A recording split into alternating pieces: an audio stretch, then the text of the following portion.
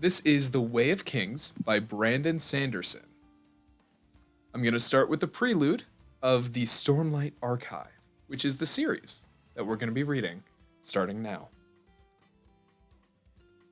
Kalok rounded a rocky stone ridge and stumbled to a stop before the body of a dying thunderclast. The enormous stone beast lay on its side, rib-like protrusions from its chest broken and cracked. The monstrosity was vaguely skeletal in shape, with unnaturally long limbs that sprouted from granite shoulders. The eyes were deep red spots on the arrowhead face, as if created by a fire burning deep within the stone. They faded. Even after all these centuries, seeing a thunderclast up close made Kalok shiver.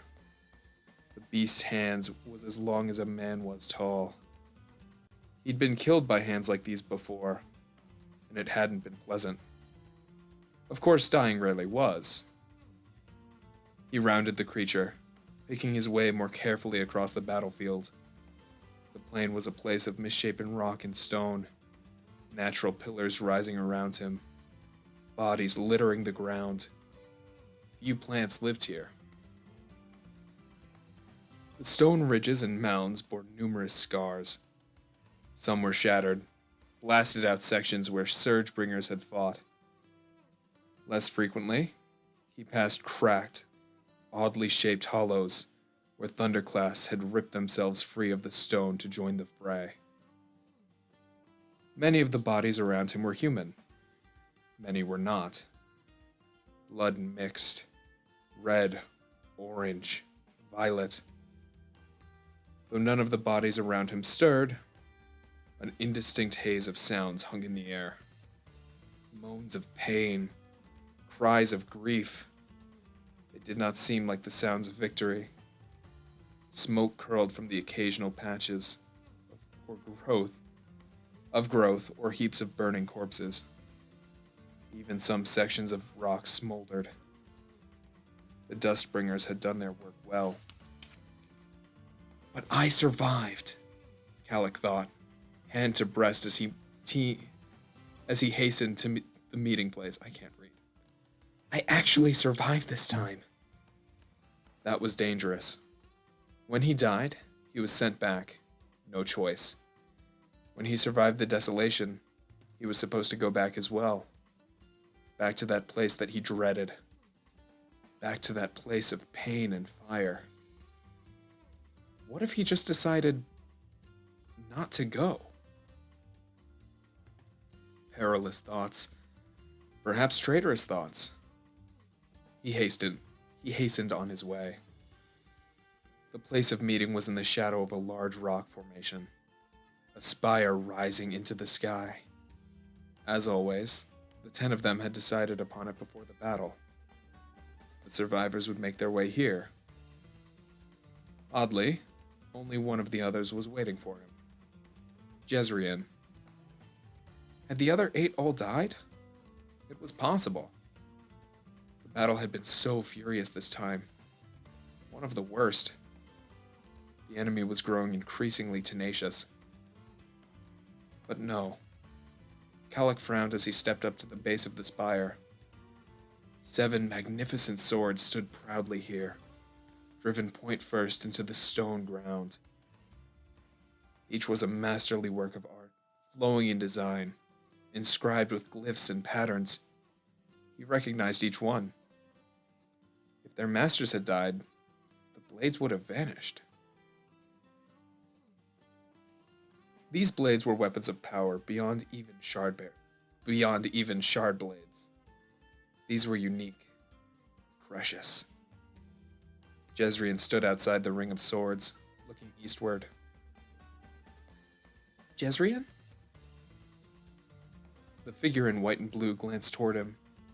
Even after all these centuries, Jezrien looked young, like a man barely into his 30th year. His short black beard was neatly trimmed, though his once fine clothing was scorched and stained with blood. He folded his arms behind his back and turned to Kalok. What is this, Jezrien? Kalok asked. Where are the others? departed. Jezreel's voice was calm, deep, regal. Though he hadn't worn a crown in centuries, his royal manner lingered. He always seemed to know what to do. You might call it a miracle. Only one of us died this time. Talonel, Calic said. He was the only blade unaccounted for. Yes, he died holding that passage by the northern waterway. Calic nodded. Talon had a tendency to choose seemingly hopeless fights and win them. He also had a tenacity to die in the process. He would be back now, in the place where they went between desolations, the place of nightmares. Calic found himself shaking.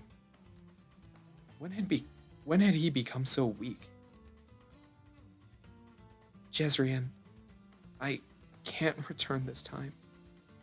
Calic whispered the words, stepping up and gripping the other man's arm. I can't. Calic felt something within him break at the admission. How long had it been? Centuries? Perhaps millennia of torture. It was so hard to keep track. Those fires, those hooks, digging into his flesh anew each day, searing the skin off his arm, then burning the fat, then driving to the bone. He could smell it. Almighty, he could smell it. Leave your sword, Jezreel said. What? Jezreel nodded to the ring of weapons. I was chosen to wait for you. We weren't certain if you had survived. A decision has been made. It is time for the Oath Pact to end. Calic felt a sharp stab of horror. What will that do? Ishar believes that so long as there is one of us still bound to the Oath Pact, it may be enough. There is a chance we might end the cycle of desolations. Calic looked into the immortal king's eyes. Black smoke rose from a small patch to their left. Groans of the dying haunted them from behind. There, in Jezreel's eyes, Calic saw anguish, grief, perhaps even cowardice. This was a man hanging from a cliff by a thread. Almighty above, Calic thought. You're broken too, aren't you? They all were. Calic turned and walked to the side, where a low ridge overlooked part of the battlefield. There were so many corpses, and among them walked the living. Men in primitive wraps, carrying spears, topped by bronze head. Juxtaposed between them were others in gleaming plate armor. One group walked past, 4 men in their ragged tan skins or shoddy leather, joining a powerful figure in beautiful silver plate, amazingly intricate. Such a contrast. Jezreel stepped up beside him. They see us as divinities, Calic whispered. They rely upon us, Jezreel. We're all that they have. They have the radiance. That will be enough. Calic shook his head. He will not remain bound by this. The enemy. He will find a way around it. You know he will. Perhaps. The King of Heralds offered no further explanation. And Tone? Calic asked. The flesh burning, the fires, the pain over and over. Better that one man should suffer than 10, Jezreel whispered. He seemed so cold, like a shadow caused by heat and light falling on someone honorable and true, casting this black imitation behind.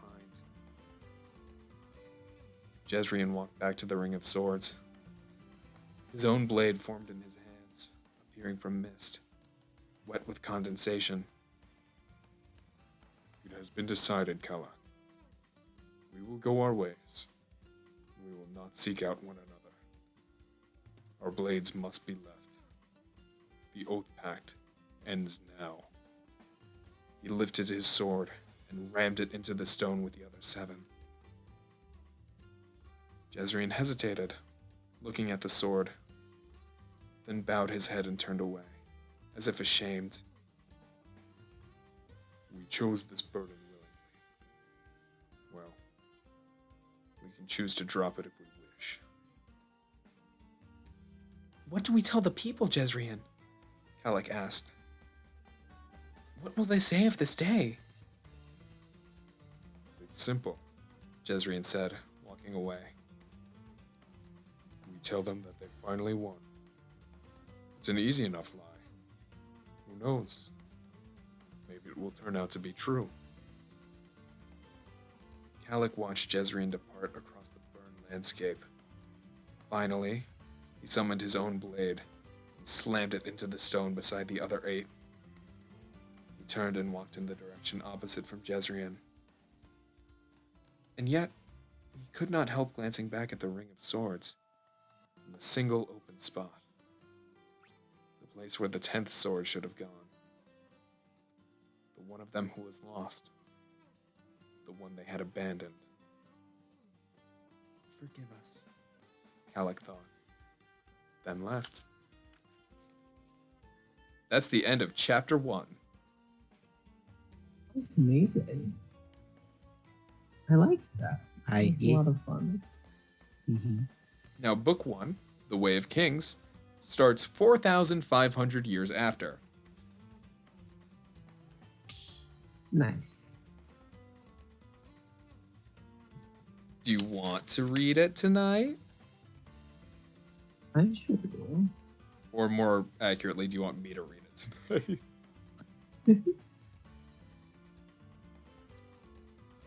Sounds good to me.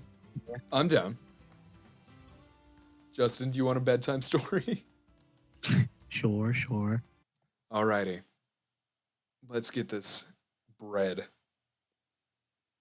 Start with a quote. The love of men is a frigid... Streaming, by the way? What? Are we still streaming, by the way? Yeah, no, we are. But I'm going to update the stream real quick to say reading time. Keep them entertained for a second, guys, because I have to switch things up.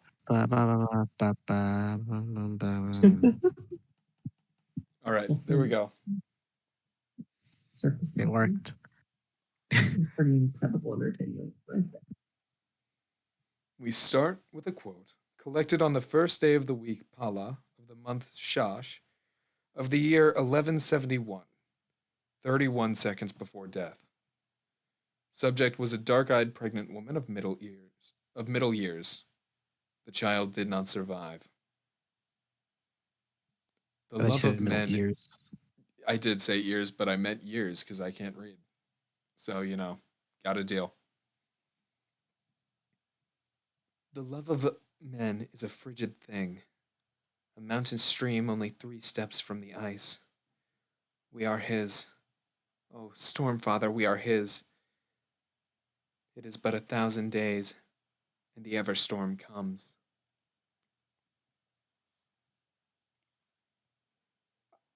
God, we're opening with a very difficult pronunciation. Szeth.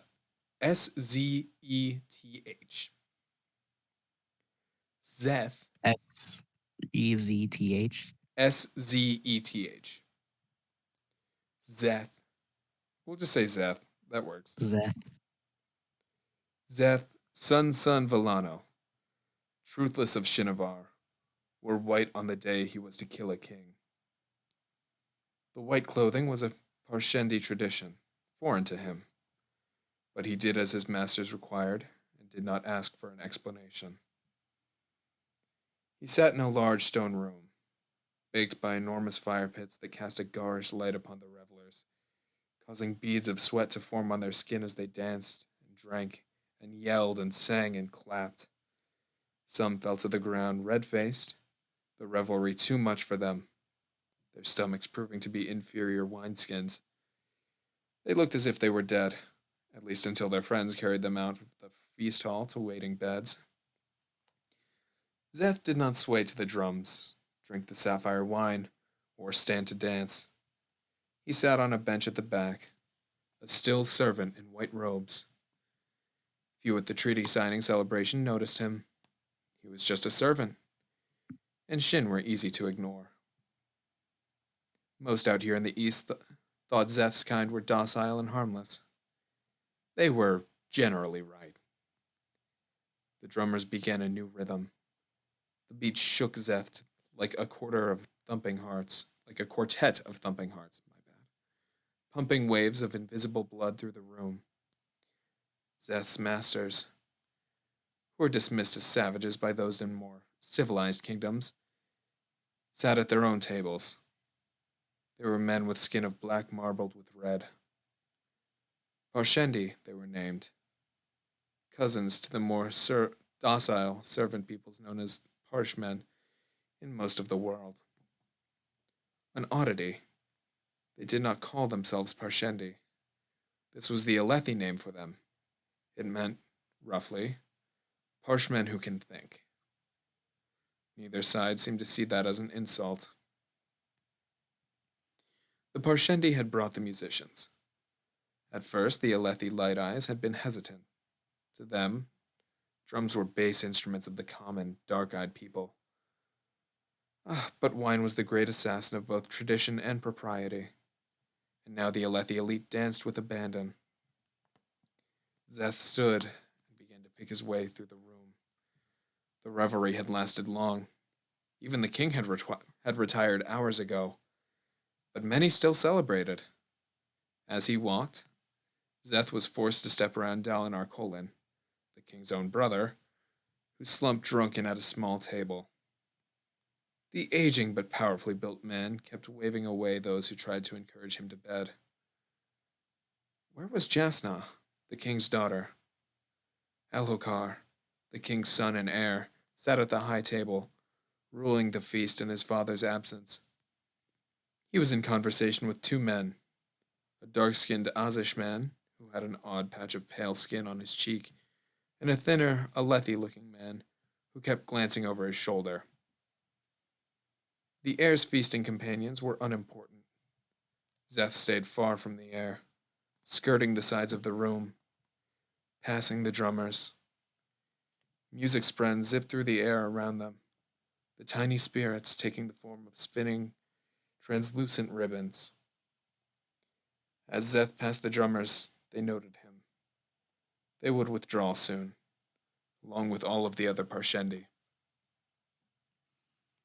They did not seem offended. They did not seem angry. And yet, they were going to break their treaty of only a few hours. It made no sense. But Zeth did not ask questions. At the edge of the room, he passed rows of unwavering azure lights that bulged out where the wall met the floor. They held sapphires infused with stormlight. Profane. How could the men of these lands use something so sacred for mere illumination? Worse, the Alethi scholars were said to be close to creating new shard blades. Zeth hoped that was just a wishful boasting, for if it did happen, the world would be changed, likely in a way that ended with people in all countries, from distant Thelena to towering Jah-Keved, speaking Alethi to their children. They were a grand people, these Alethi. Even drunk, there was a natural nobility to them. Tall and well-made, the men dressed in dark silk coats that buttoned down the sides of the chest and were elaborately embroidered in silver or gold. Each one looked a general on the field. Oh, the women, they were even more splendid. They wore grand silk dresses, tightly fitted, the bright colors a contrast to the dark tones favored by the men. The left sleeve of each dress was longer than the right one, covering the hand. Alethi had an odd sense of propriety. Their pure black hair was pinned up atop their heads, either in intricate weavings of braids or in loose piles. It was often woven with gold ribbons or ornaments, along with gems that glowed with stormlight. Beautiful. Profane, but still beautiful. Zeth left the feasting chamber behind. Just outside, he passed the doorway into Beggar's Feast. It was an Alethi tradition, a room where some of the poorest men and women in the city were given a feast comp- complementing that of the king and his guests. A man with a long gray and black beard slumped in the doorway, smiling foolishly, though whether from wine or a weak mind, Zeth could not tell. "Have you seen me?" the man asked with slurred speech. He laughed, then began to speak gibberish, reaching for a wineskin. So it was drink after all. Zeth brushed by, continuing past a line of statues depicting the 10 heralds from ancient Voran theology. Jezeret, wait, Jezeredze, okay, Ishi, Kelek, Talenelat. He counted off each one and realized there were only 9 here. One was conspicuously missing. Why had Shalash's statue been removed? King Gavilar was said to be very devout in his Voran worship. Too devout by some people's standards. The hallway here curved to the right, running around the perimeter of the domed palace. They were on the king's floor, 2 levels up, surrounded by rock walls, ceiling and floor. That was profane. Stone was not to be trod upon. But what was he to do? He was truthless. He did as his masters demanded. Today, that included wearing white. Loose white trousers tied at the waist with a rope, and over them a filmy shirt with long sleeves open at the front. White clothing for a killer was a tradition among the Parshendi. Although Zeth had not asked, his masters had explained why. White to be bold. White to not blend into the night. White to give warning. For if you were going to assassinate a man, he was entitled to see you coming. Zeth turned right, taking the hallway directly towards the king's chambers. Torches burned on the walls, their light unsatisfying to him. A meal of thin broth after a long fast. Flame spread danced around them, like large insects that made solely of congealed light. The torches were useless to him. He reached for his pouch and the spheres it contained, but then hesitated when he saw more of the blue lights ahead. A pair of Stormlight lamps hanging on the wall, brilliant sapphires glowing at their hearts. Zeth walked up to one of these, holding out his hand to cup it around the glass-shrouded gemstone. "You there!" a voice called in Alethi. There were 2 guards at the intersection. Double guard, for there were savages abroad in the Kolinar this night. True, those savages were supposed to be allies now, but alliances could be shallow things indeed. This one wouldn't last the hour. Zeth looked as the 2 guards approached. They carried spears. They weren't light eyes, and were therefore forbidden the sword. Their painted blue breastplates were ornate. However, as were their helms, they might be dark-eyed, but they were high-ranking citizens with honored positions in the royal guard. Stopping a few feet away, the guard at the front gestured with his spear. "Go on now. This is no place for you." He had tan Alethi skin and a thin mustache that ran all the way around his mouth, becoming a beard at the bottom. Zeth didn't move. "Well," the guard said, "what are you waiting for?" Zeth breathed in deeply, drawing forth the stormlight. It streamed into him, siphoned from the twin sapphire lamps on the walls, sucked in as if by his deep inhalation. The stormlight raged inside of him, and the hallway suddenly grew darker, falling into shade like a hilltop cut off from the sun by a transient cloud. Zeth could feel the light's warmth, its fury, like a tempest that had been injected directly into his veins. The power of it was invigorating but dangerous. It pushed him to act, to move, to strike. Holding his breath, he clung to the stormlight. He could still feel it leaking out. Stormlight could be held for only a short time, a few minutes at most. It leaked away, the human body too porous a container. He had heard that the Voidbringers could hold it in perfectly, but then, did they even exist? His punishment declared that they didn't. His honor demanded that they did. Afire with holy energy, Zeth turned to the guards. They could see that he was leaking stormlight, wisps of it curling from his skin like luminescent smoke.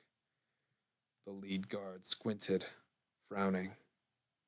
Zeth was sure the man had never seen something like it before.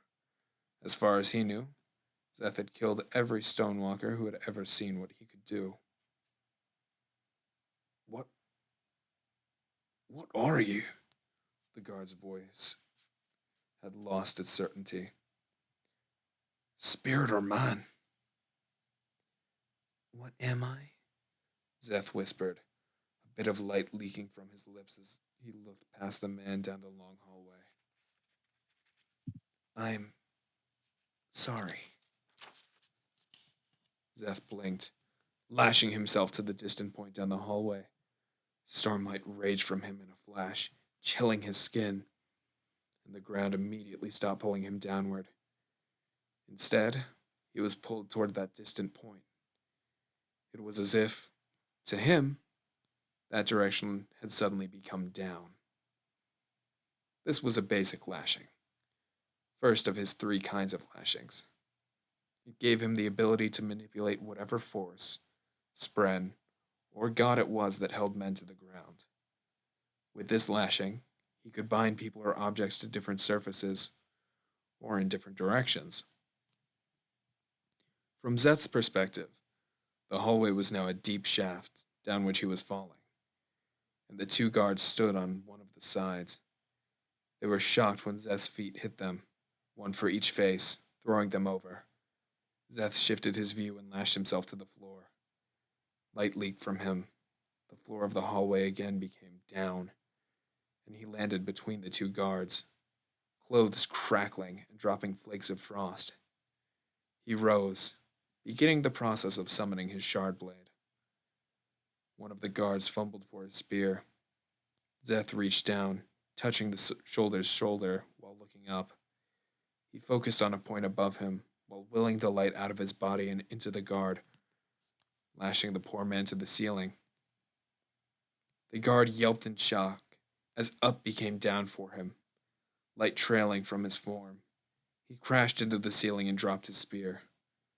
It was not lashed directly and clattered back to the floor near Seth. To kill, it was the greatest of sins. And yet here Zeth stood, truthless, profanely walking on stone used for building, and it would not end. As truthless, there was only one life he was forbidden to take, and that was his own. At the 10th beat of his heart, his shard blade dropped into his waiting hand. It formed as if condensing from mist, water beating along the metal length. His shard blade was long and thin, edged on both sides, smaller than most others. Zeth swept it out, carving a line in the stone floor and passing through the second guard's neck. As always, the shard blade killed oddly. Though it cut easily through stone, steel, or anything inanimate, the metal fuzzed when it touched living skin. It traveled through the guard's neck without leaving a mark. But once it did, the man's eyes smoked and burned. They blackened, shriveling up in his head, and he slumped forward, dead. A shard blade did not cut living flesh. It severed the soul itself. Above, the first guard gasped. He'd managed to get to his feet, even though they were planted on the ceiling of the hallway. "Shard-bearer!" he shouted. "A shard-bearer assaults the king's hall! To arms!" Finally, Zeth thought. Zeth's use of Stormlight was unfamiliar to the guards, but they knew a shard blade when they saw one. Zeth bent down and picked up the spear that had fallen from above. As he did so, he released the breath he'd been holding since drawing in the Stormlight.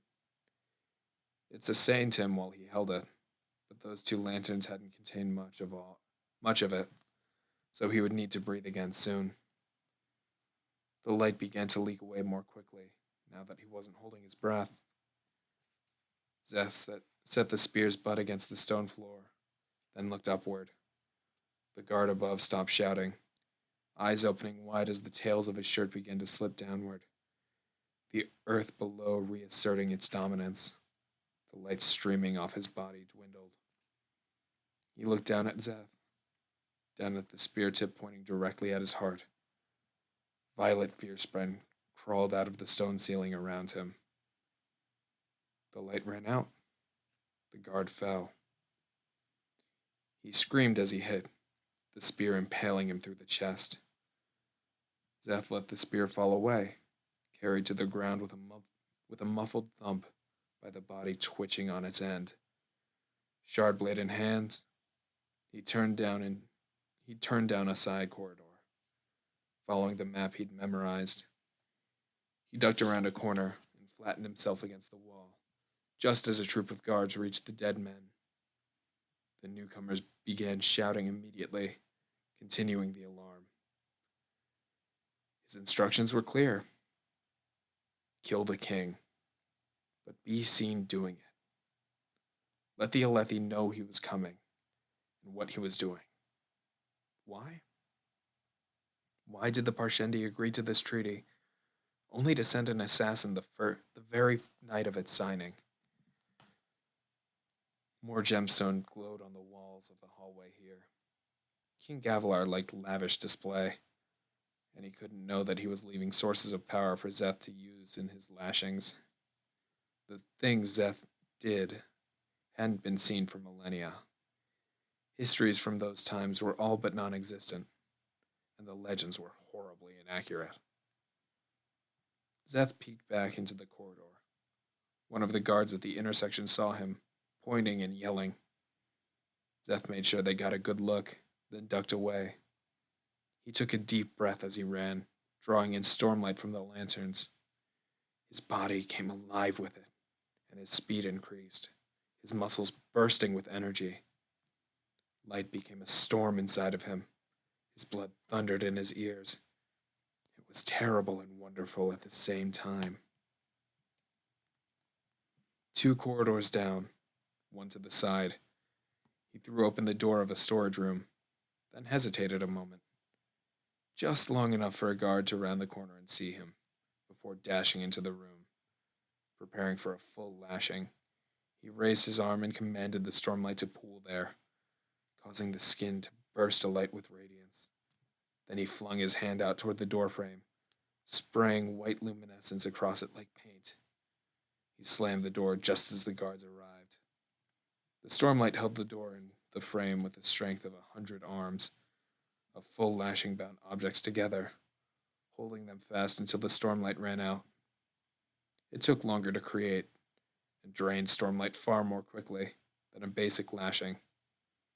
The door handle shook, and then the wood began to crack as the guards threw their weight against it, one man calling for an axe. Zeth crossed the room in rapid strides, weaving around the shrouded furniture that had been stored here. It was of red cloth and deep, expensive woods. He reached the far wall and, preparing himself for yet another blasphemy, he raised his shard blade and slashed horizontally through the gray stone. The The rock sliced easily. A shard blade could cut any inanimate object. 2 vertical slashes followed, then one across the bottom, cutting a large square block. He pressed his hand against it, willing Stormlight into the stone. Behind him, the room's door began to crack. He looked over his shoulder and focused on the shaking door. Lashing the block in that direction, frost crystallized on his clothing. Lashing something so large required a great deal of Stormlight.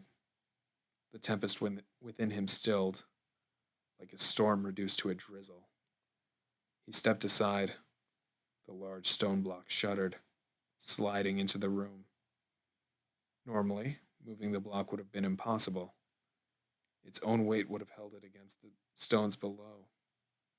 Yet now that same weight pulled it free, for the block, the direction of the room's door was down. With a deep, grinding sound, the block slid free of the wall and tumbled through the air, smashing furniture. The soldiers finally broke through the door, staggering into the room, just as the enormous block crashed into them. Zeth turned his back on the terrible sound of the screams, the splintering of wood, the breaking of bones. He ducked and stepped through his new hole, entering the hallway outside. He walked slowly, drawing Stormlight from the lamps he passed, siphoning it to him and stoking anew the tempest within. As the lamps dimmed, the corridor darkened. A thick wooden door stood at the end, and as he approached, small fierce men, shaped like globs of purple goo, began to wriggle from the masonry, pointing toward the doorway. They were drawn by the terror being felt on the other side. Zeth pushed the door open, entering the last corridor leading to the king's chamber. Tall, red ceramic vases lined the pathway, and they were interspersed with nervous soldiers. They flanked a long, narrow rug. It was red, like a river of blood. The spearmen in front didn't wait for him to get close. They broke into a trot, lifting their short throwing spears. Zeth slammed his hand to the side, pushing Stormlight into the doorframe, using the third and final type of lashing, a reverse lashing. This one worked differently from the other two. It did not make the doorframe emit Stormlight. Instead, it seemed to pull nearby light into it, giving it a strange penumbra. The spearman threw, and Zeth stood still, hand on the doorframe. A reverse lashing required his constant touch, but took comparatively little Stormlight. During one, anything that approached him, particularly lighter objects, was instead pulled toward the lashing itself. The spears veered in the air, splitting around him and slamming into the wooden frame. As he felt them hit, Zeth leaped into the air and lashed himself to the right wall, his feet hitting the stone with a slap. He immediately reoriented his perspective. To his eyes, he wasn't standing on the wall. The soldiers were, the blood-red carpet streaming between them like a long tapestry. Zeth bolted down the hallway, striking with his shard blade, shearing through the necks of 2 men who had thrown spears at him. Their eyes burned and collapsed. The other guards in the hallway began to panic. Some tried to attack him. Others yelled for more help. Still others cringed away from him. The attackers had trouble. They were disoriented by the oddity of striking at someone who hung on the wall. Zeth cut down a few, then flipped into the air, tucking into a roll, and lashed himself back to the floor. He hit the ground in the midst of the soldiers, completely surrounded, but holding a shard blade. According to legend, the shard blades were first carried by the Knights Radiant, uncounted ages ago. Gifts of their god, granted to allow them to fight horrors of rock and flame. Dozens of feet tall, foes whose eyes burned with hatred, the Void Bringers. When your foe had skin as hard as stone itself, steel was useless. Something supernatural was required. Zeth rose from his crouch, loose white clothes rippling, jaw clenched against his sins. He struck out, his weapon flashing with reflected torchlight. Elegant, wide swings, 3 of them, one after another. He could neither close his ears to the screams that followed, nor avoid seeing the men fall. They dropped around him like toys knocked over by a child's careless kick. If the blade touched a man's spine, he died, eyes burning. If it cut through the core of a limb, it killed that limb. One soldier stumbled away from Zeth, arm flopping uselessly on his shoulder. He would never be able to feel it or use it again. Zeth lowered his shard blade, standing among the cinder-eyed corpses. Here, in Alethkar, men often spoke of the legends, of mankind's hard-won victory over the Voidbringers. But when weapons created to fight nightmares were turned against common soldiers, the lives of men became cheap things indeed. Zeth turned and continued on his way, slippered feet falling on the soft red rug. The shard blade, as always, glistened silver and clean. When one killed with a blade, there was no blood. That seemed like a sign. The shard blade was just a tool. It could not be blamed for the murders. The door at the end of the hallway burst open. Zeth froze as a small group of soldiers rushed out, ushering a man in regal robes, his head ducked as if to avoid arrows.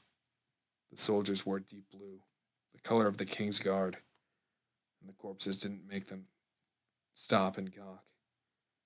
They were prepared for what a shard bearer could do. They opened a side door and shoved their ward through, several leveling spears at Zeth as they backed out. Another figure stepped from the king's quarters. He wore glistening blue armor made of smoothly interlocking plates. Unlike common plate armor, however, this armor had no leather or mail visible at the joints, just smaller plates, fitting together with intricate precision. The armor was beautiful, the blue inlaid with golden bands around the edges of each piece of plate. The helm ornamented with 3 waves of small, horn-like wings. Shard plate, the customary complement to a shard blade. The newcomer carried a sword as well, an enormous shard blade, 6 feet long with a design along the blade like burning flames, a weapon of silvery metal that gleamed and almost seemed to glow, a weapon designed to slay dark gods, a larger counterpart to the one Zeth carried. Zeth hesitated. He didn't recognize the armor. He had not been warned that there would be at this task. He hadn't been given proper time to memorize the various suits of plate or blades owned by the Alethi. But a shard bearer would have to be dealt with before he chased the king. He could not leave such a foe behind. Besides, perhaps a shard bearer could defeat him, kill him, and end his miserable life. His lashings wouldn't work directly on someone in shard plate, and the armor would enhance the man, strengthen him. Zeth's honor would not allow him to betray his mission or seek death. But if that death occurred, he would welcome it. The shard bearer struck, and Zeth lashed himself to the side of the hallway, leaping with a twist and landing on the wall. He danced backward, blade held at the ready. The shard bearer fell into an aggressive posture, using one of the swordplay stances favored here in the East. He moved far more nimbly than one would expect for a man in such bulky armor. Shardplate was special, as ancient and magical as the blades it complemented. The shard bearer struck. Zeth skipped to the side and lashed himself to the ceiling as the shard bearer's blade sliced into the wall. Feeling a thrill at the contest, Zeth dashed forward and attacked downward with an overhand blow, trying to hit the shard bearer's helm. The man ducked, going down on one knee, letting Zeth's blade cleave empty air. Zeth leaped backward as the Shardbearer swung upward with his blade, slicing into the ceiling. Zeth didn't own a set of plate himself, and he didn't care to. His lashings interfered with the gemstones that powered Shardplate, and he had to choose one or the other. As the Shardbearer turned, Zeth sprinted forward across the ceiling. As expected, the Shardbearer swung again, and Zeth leaped to the side, rolling. He came up from his roll and flipped, lashing himself to the floor again. He spun to land on the ground behind the Shardbearer. He slammed his blade into the opponent's open back. Unfortunately, there was one major advantage a plate offered. It could block a shard blade. Zeth's weapon hit solidly, causing a web of glowing lines to spread across the back of the armor, and stormlight began to leak from them. Shardplate didn't dent or bend like common metal. Zeth would have to hit the Shardbearer in the same location at least once more to break through. Zeth danced out of the range as the Shardbearer swung in anger, trying to cut at Zeth's knees. The tempest within Zeth gave him many advantages, including the ability to quickly recover from small wounds, but it would not restore limbs killed by a shard blade. He rounded the Shardbearer, then picked a moment and dashed forward. The Shardbearer swung again, but Zeth briefly lashed himself to the ceiling for lift. He shot himself into the air, cresting over the swing, then immediately lashed himself back to the floor. He struck as he landed, but the Shardbearer recovered quickly and executed a perfect follow-through stroke, coming within a finger of hitting Zeth. The man was dangerously skilled with that blade. Many Shardbearers depended too much on the power of their weapons and armor. This man was different. Zeth jumped to the wall and struck at the Shardbearer with quick, terse attacks, like a snapping eel. The Shardbearer fended him off with wide, sweeping counters, his blade's length keeping Zeth at bay. This is taking too long, Zeth thought. If the king slipped away into hiding, Zeth would fail in his mission no matter how many people he killed. He ducked in for another strike, but the Shardbearer forced him back. Each second this fight lasted was another for the king's escape. It was time to be reckless. Zeth launched into the air, lashing himself to the other end of the hallway and falling feet first towards his adversary. The Shardbearer didn't hesitate to swing, but Zeth lashed himself down at an angle, dropping immediately. The shard blade swished through the air above him. He landed in a crouch, using his momentum to throw himself forward, and swung at the Shardbearer's side, where the plate had cracked. He hit with a powerful blow. The piece of plate shattered, bits of molten metal streaking away. The Shardbearer grunted, dropping to one knee, raising his hand to his side. Zeth raised a foot to the man's side and shoved him backward with a Stormlight-enhanced kick. The heavy Shardbearer crashed into the door of the king's quarters, smashing it and falling partway into the room beyond. Zeth left him, ducking instead through the doorway to the right, following the way the king had gone. The hallway here had the same red carpet, and stormlight lamps on the walls gave Zeth a chance to recharge the tempest within. Energy blazed within him again, and he sped up. If he could get far enough ahead, he could deal with the king, then turn back to fight off the Shardbearer. It wouldn't be easy. A full lashing on a doorway wouldn't stop a Shardbearer, and that plate would let the man run supernaturally fast. Zeth glanced over his shoulder. The Shardbearer wasn't following. The man sat up in his armor, looking dazed. Zeth could barely see him, sitting in the doorway, surrounded by broken bits of wood. Perhaps Zeth had wounded him more than he'd thought. Or maybe. Zeth froze. He thought of the ducked head of the man who'd been rushed out, face obscured. The Shardbearer still wasn't following. He was so skilled. It was said that few men could rival Gavilar Kol in swordsmanship. Could it be? Zeth turned and dashed back, trusting his instincts. As soon as the Shardbearer saw him, he climbed to his feet with alacrity. alacrity. Zeth ran faster. What was the safest place for your king? In the hands of some guards fleeing, or protected in a suit of shardplate, left behind, dismissed as a bodyguard? Clever, Zeth thought, as the formerly sluggish Shardbearer fell into another battle stance. Zeth attacked with renewed vigor, swinging his blade in a flurry of strikes. The Shardbearer, the king, aggressively struck out with broad, sweeping blows. Zeth pulled away from one of these, feeling the wind of the weapon passing just inches before him. He timed his next move, then dashed forward, ducking underneath the king's follow-through.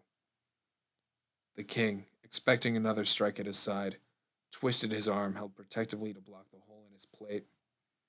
That gave Zeth the room to run past the king into his chambers.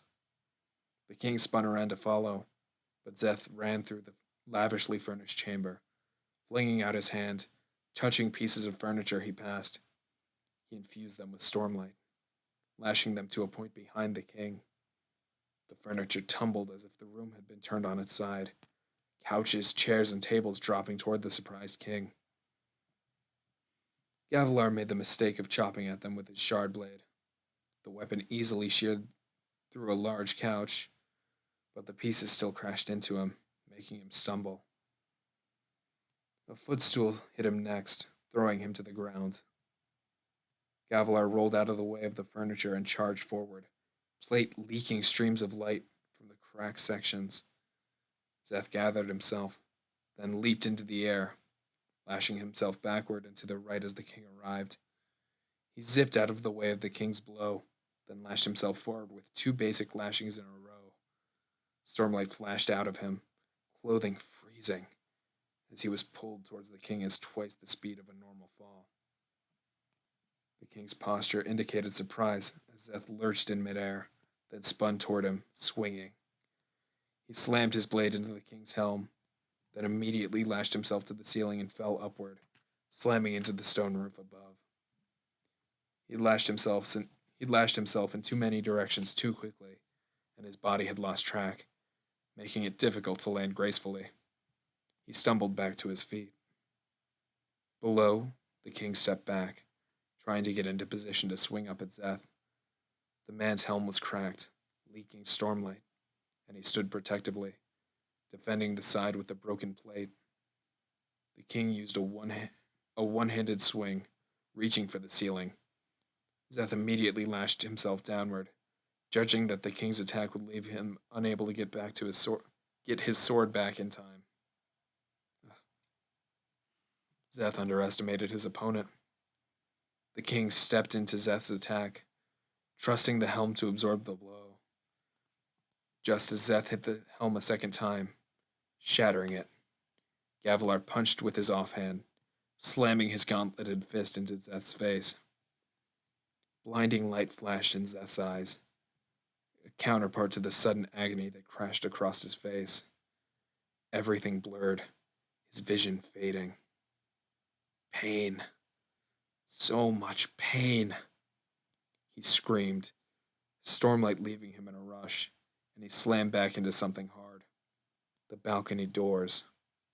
More pain broke out across his shoulders, as if someone had stabbed him with 100 daggers, and he hit the ground and rolled to a stop, muscles trembling. The blow would have killed an ordinary man. No time for pain. No time for pain. No time for pain. He blinked, shaking his head, the world blurry and dark. Was he blind? No, it was dark outside. He was on the wooden balcony. The force of the blow had thrown him through the doors.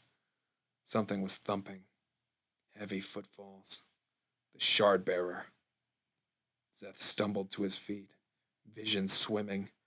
Blood streamed from the side of his face, and stormlight rose from his skin, blinding his left eye. The light. It would heal him if it could. His jaw felt unhinged. Broken? He dropped his shard blade. A lumbering shadow moved in front of him.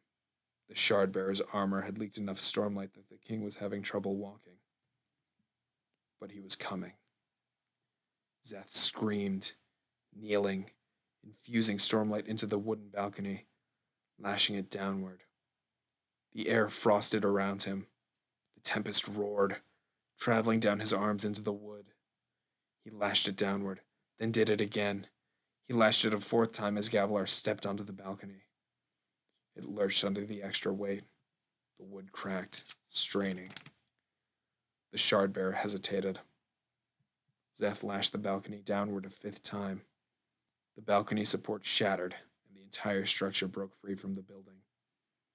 Zeth screamed through a broken jaw and used his final bit of stormlight to lash himself to the side of the building. He fell to the side, passing the shocked shard bearer, then hit the wall and rolled.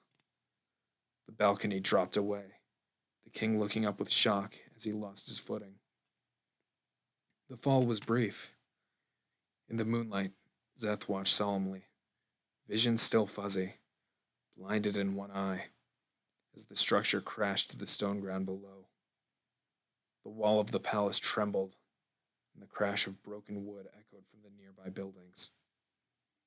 Still lying on the side of the wall, Zeth groaned, climbing to his feet. He felt weak. He'd used up his stormlight too quickly, straining his body. He stumbled down the side of the building, approaching the wreckage, barely able to remain standing. The king was still moving.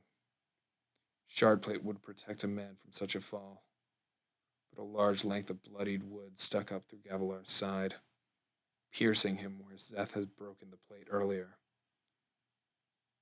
Zeth kneeled down, inspecting the man's pain-ridden face. Strong features, square chin, black beard flecked with white, striking pale green eyes. Gavilar Colin. I expected you to come, the king said between gasps. Zeth reached underneath the front of the man's breastplate, tapping the straps there. They unfastened, and he pulled the front of the breastplate free, exposing the gemstones on its interior. 2 had been cracked and burned out. 3 still glowed. Numb, Zeth breathed in sharply, absorbing the light. The storm began to rage again. More light rose from the side of his face, repairing his damaged skin and bones. The pain was still great. Stormlight healing was far from instantaneous. It would be hours before he recovered. The king coughed. You can tell Thydakar that he's too late. I don't know who that is, Zeth said, standing, his words slurring from his broken jaw. He held his hand to the side, resummoning his shard blade. The king frowned. Then who? Restaris? Sadius? I never thought. My masters are the Parshendi, Zeth said. 10 heartbeats passed, and his blade dropped into his hand, wet with condensation. The Parshendi? That makes no sense. Gavilar coughed, hand quivering, reaching toward his chest and fumbling at a pocket. He pulled out a small crystalline sphere tied to a chain. You must take this. They must not get it. He seemed dazed. Tell my brother. He must find the most important words a man can say. Gavilar fell still. Zeth hesitated, then knelt down and took the sphere. It was odd, unlike any he'd seen before. Though it was completely dark, it seemed to glow somehow, with a light that was black. The Parshendi, Gavilar had said. That makes no sense. Nothing makes sense anymore, Zeth whispered, tucking the strange sphere away. It's all unraveling. I'm sorry, King of the Alethi. I doubt that you care. Not anymore, at least. He stood up. At least you won't have to watch the world ending with the rest of us. Beside the king's body, his shard blade materialized from mist, clattering to the stones now that its master was dead. It was worth a fortune. Kingdoms had fallen as men vied to possess a single shard blade. Shouts of alarm came from inside the palace. Zeth needed to go, but... Tell my brother. To Zeth's people, a dying request was sacred. He took the king's hand, dipping it in the man's own blood, then used it to scrawl on the wood. Brother, you must find the most important words a man can say. With that, Zeth escaped into the night. He left the king's shard blade. He had no use for it. The blade Zeth already carried was curse enough. And that's the end of the chapter. Boy, oh boy. Wait. How you liking it so far? How you liking it so far? Seems good. Pretty good. Pretty scary, though.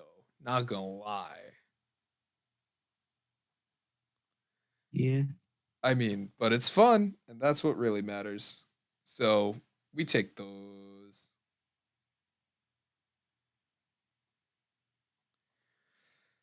Anyways, I think that'll do it. Boy, oh boy. That was fun. I hope you all enjoyed. But Can't wait for chapter 2. hey, tomorrow, children, tomorrow. Come by for reading time. I will read to you then. Anyways, good night, everyone. Sleep well. Love you. Subscribe Love if you're you. watching this on YouTube. I'll see you later. Bye. Bye.